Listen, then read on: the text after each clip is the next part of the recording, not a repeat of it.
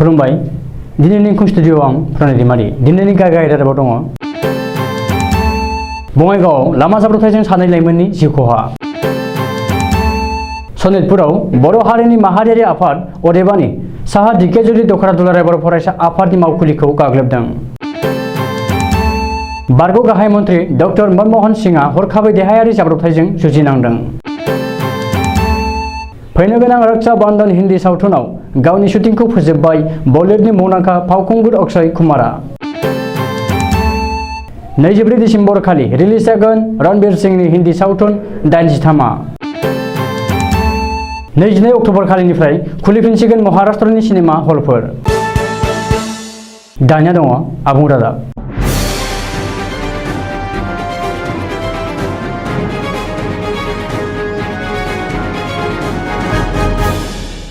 बङाइगावआव लामा जाब्रबथायजों सानै लाइमोननि जिउ खहा फोरमायनो नांगोन दि थांनाय बुधबारनि मोनाबिलि समाव बङाइगावआव गिख्रंथाव लामा जाब्रबथाय जायो बे गिख्रंथाव लामा जाब्रबथायाव सानै लाइमोननि जिउ खहा जायो मख'नो गोनांदि बङाइगाव थानानि सिङाव थानाय किसान बाजार साखाथियाव गंसे केटीएमजों गंसे ट्रेक्टरजों मोगा-मोगियै सौग्रावलायो आरो बे गिख्रंथाव जाथाया जालाङो फोरमायनो नांगोन दि AS19P 9757 नाम्बारनि गंसे केटीएम बाइकजों AS26C 5857 नाम्बारनि गंसे ट्रेक्टरजों मोखांजों मोखाङै गिख्रंथावै सौग्रावलायनाय जायो आरो बे गिख्रंथाव सौग्रावलायनायाव केटीएमनि सानै लाइमोना जिउ खहा जायो जिउ गोमानाय सानै लाइमोननि मुंफोरखौ निजोम बसुमतारी आरो रातुल मोसाहारि होननानै सिनायथिनो हादों बेजों लोगोसेनो बिसोर सानैखौ बङाइगाव फरायसालिमानि फरायसा होननानैबो सिनायथिनो हानाय जादों फुजायाव फैनाय सुबुंफोरा साहा ढेकियाजुलि दख'रा दुलाराय बर' फरायसा आफादनि मावखुलिखौ गाग्लोबदों सनितपुर जिल्लानि सिङाव थानाय साहा ढेकियाजुलि दख'रा दुलाराय बर' फरायसा आफादनि मावखुलिखौ गाग्लोबदों गोबांसा फुजायारिफोर अदेबानि फुजा नायनो फैनाय सुबुंफोरा फोरमायनो नांगोन दि गुबुन गुबुन जिल्ला आरो ओनसोलफोराव फालिनाय बादियैनो सनितपुर जिल्लानि सिङाव थानाय बातासिफोरावबो दुर्गा फुजा फोरबो फालिथायखौ फालिदों नाथाय कभिड-19 महामारिनि थासारिखौ नोजोर होनानै सोरखारा फोसावखानाय दुर्गा फुजानि SOPखौ बातासिपुर फुजा कमिटिया फालियैखौ मिथिनो मोननाय जादों आरो बेयो सोराङाव फैदों मख'नो गोनांदि सोरखारा फोसावखानाय दुर्गा फुजानि SOPखौ बातासिपुर फुजा कमिटिया फालियैलाय ढेकियाजुलि दख'रा दुलाराय बर' फरायसा आफादनि मावथिफोरा फुजासालियाव नुजाथिहैदोंमोन आरो सोरखारा फोसावखानाय SOP फालिनांगौनि सायाव सावरायज्लायनाय जादोंमोन होननानै मिथिनो मोननाय जादों थिग बे समावनो फुजायाव फैनाय अदेबानि फुजा नायनो फैनाय गोबांसा सुबुंफोरा ढेकियाजुलि दख'रा दुलाराय बर' फरायसा आफादनि मावथिफोरखौ गाग्लोबो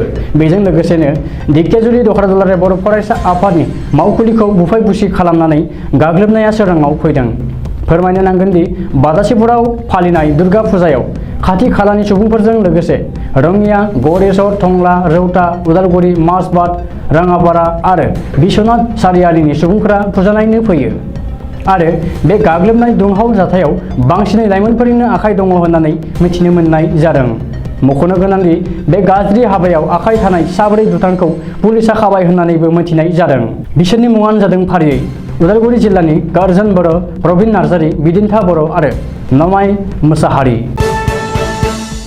बारग' गाहाय मन्थ्रि डक्टर मनमोहन सिंहआ हरखाबै देहायारि जाब्रबथायजों जुजिनांदों फोरमायनो नांगोन दि हरखाबै देहायारि जाब्रबथाय एबा देहायारि लोमजानायजों भुगिनांदों भारतनि बारग' गाहाय मन्थ्रि डक्टर मनमोहन सिंहआ मोनथिनाय जायो दि सिगां सानफोराव मोजाङैनो दङमोन भारतनि बारग' गाहाय मन्थ्रि डक्टर मनमोहन सिंहनि देहाया नाथाय हरखाबै बिब्दि थासारियाव अदेबानि देहायारि गाज्रि थासारियाव फैनाया गोबांसाखौनो दुखु मोनहोदों फोरमायनो नांगोन दि भारतनि बारग' गाहाय मन्थ्रि डक्टर मनमोहन सिंहखौ देहानि मोजां फाहामथाय होनो थाखाय दिल्लीनि all India institute of medical science सुंद'यै एम्सआव थिसननाय जाबाय होननानैबो सुलुङाव फोरमायदों मख'नो गोनांदि भारतनि बारग' गाहाय मन्थ्रि डक्टर मनमोहन सिंहनि देहाया थाबैनो मोजाङाव फैथोंखौ हास्थायनानै गसाइनाव आर'ज गाबनायजों लोगोसे ससियेल मिडियायाव टुइटारनि गेजेरजों टुइट खालामदों PM मदिआ फोरमायनो नांगोन the all India institute of medical science एम्सनि डक्टर नितिश नायकजों लोगोसे बिनि टीमा बारग' गाहाय मन्थ्रिखौ फाहामथाय होगासिनो दङ बलिउडनि मुंदांखा फावखुंगुर अक्षय कुमारा गावनि फैनो गोनां सावथुन रक्षा बंधननि शुटिंखौ फोजोबबाय फोरमायनाय जायो दि गोदानै फैनो गोनां फावखुंगुर अक्षय कुमारनि सावथुन रक्षा बंधननि शुटिंखौ आबुं खालामबाय एबा फोजोबबाय अक्षय कुमारा बे खोथाखौ ससियेल मिडियानि गेजेरजों रोखा खालामनानै होदों फावखुंगुर अक्षय कुमारा गावनो। आरो गोदानै फैनो गोनां रक्षा बंधन सावथुननि शुटिं जोबनाया फावखुंगुर अक्षय कुमारनि थाखाय मोनसे जाफुंसारनाय होननानैबो अक्षय कुमारा गावनो गाव मोनथिहोबावदों। मख'नो गोनांदि गोदानै फैनो गोनां हिन्दी सावथुन रक्षा बंधनखौ बिथोन होदों आनन्द एल रायआ आरो बेखौ लिरदों हिमांशु शर्माया। मोनथिनाय जायोदि फावखुंगुर अक्षय कुमारजों लोगोसे भूमि पेडनेकरआबो गोख्रोङैनो फाव खालामदों फैनो गोनां हिन्दी सावथुन रक्षा बंधनआव। बे सावथुनखौनो फैगौ 2022 मायथाइनि 11 आगस्ट खालि रिलिज खालामनोबो खालार थि खालामो। रणबीर सिंहनि फैनो गोनां हिन्दी सावथुन 83 आ थाबैनो रिलिज जानायनि लामायाव।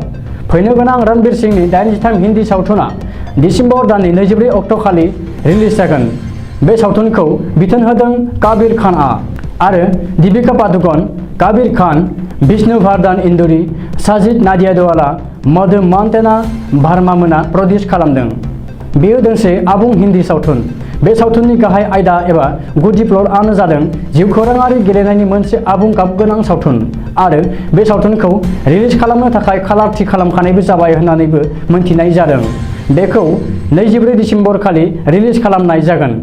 रणबीर सिंहनि सावथुन 83 आव रणबीर सिंहजों लोगोसे दीपिका पादुकण, जीवा, पंकज त्रिपाठी मोननि फाव खालामनायखौबो नुनो मोननाय जागोन। फैगौ 22 अक्ट'बर 2021 खालिनिफ्राय खुलिफिनसिगोन बन्द जानानै थानाय महाराष्ट्रनि सिनेमा हलफोरा।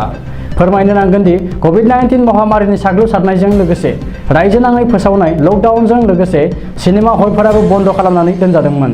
जाहोनाव गोदानै रिलिज जानो गोनां माखासे सावथुनफोरा रिलिज खालामजायाखैमोन। बे बन्द जानानै थानाय सिनेमा हलफोरखौनो अदेबानि महाराष्ट्रनि सार्किटखौ 22 अक्ट'बर खालिनिफ्राय खुलिफिनसिगोन। मोनथिनाय जायोदि सिनेमा हलफोराव गोदानै रिलिज जानो 1 बोसोराव गासै 2 दर्जननिबो बांसिन सावथुनफोरा रिलिज जागोन होननानै सुलुङाव फोरमायदों। गोदानै फैनो गोनां सावथुनफोरजोंनो हादरनाङै सिनेमा हलफोरा बुंफबनायखौ मिथिहोनाय जादों। मख'नो गोनांदि गोदानै फैनो गोनां 1 बोसोराव गासै 15निबो बांसिन सावथुनफोरनि रिलिज खालामनाय अक्ट'आ एखे जानायनि जाहोनाव गावजों गाव मोगा-मोगि जानांनायाबो सोराङाव फैदों। बेनि गेजेरावनो सूर्यवंशी, ऋतविराज, सामसेरा, KGF 2, हीरोपन्थी 2, आदिपुरुष आरो गांगुबाई। बेनि जाहोनाव प्रडिउसारफोरा खहा जानांनोबो हागौ होननानै गोबां सायानो सावरायलायनायबो सोराङाव फैदों। दानिया बोथोरनि खौरां। गाबोन शुक्रबार खालिनि बड'लेण्डनि बोथोर। भारतनि बोथोर बिगियानख'नि सुलुं बादियै गाबोन शुक्रबार 15 अक्ट'बर खालि बड'लेण्ड हालामनि अख्राङाव दोमैलुनायजों लोगोसे अखा हानाय आरो सान्दुंबो दुंनो हागौ। बड'लेण्डनि आवथायाव थानाय मोनब्रै जिल्लानि बोथोरनि गाबोननि सुलुंफोरा जाबाय फारियै क'क्राझार जिल्ला।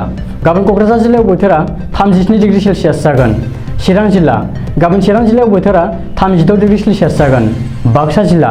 गाबोन बाक्सा जिल्लायाव बोथोरा 36 डिग्री सेल्सियास जागोन। उदालगुरि जिल्ला। गाबोन उदालगुरि जिल्लायावबो बोथोरा 36 डिग्री सेल्सियास जागोन। दिनैनि रादाबा एसेनोसै। गोजोन्थों।